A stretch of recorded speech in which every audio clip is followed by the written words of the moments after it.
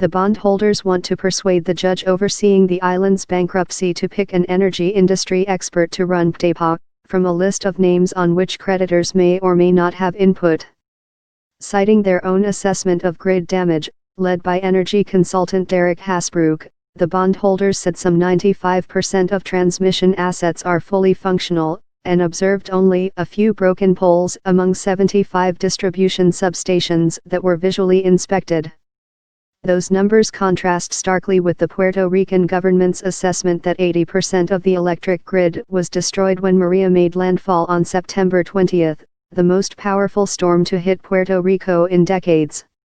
Maria knocked out power to the entire island, and 6 weeks later only about 30% of electricity has been restored.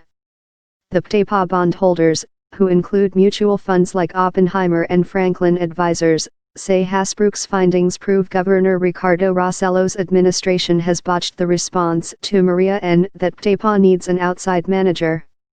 It is imperative to retain an experienced, seasoned electric utility executive to run PREPA, the bondholders said. To be clear and blunt, the devastation was severe, Rossello said.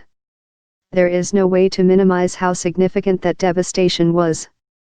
Not somewhat. Their opposition hints at a broader power struggle over control of Puerto Rico's financial turnaround between the board and investors bracing for big debt cuts. The squabble marks a return to a focus on Puerto Rico's debt, after creditors stayed largely quiet for weeks following Maria, which killed at least 50 people on the island.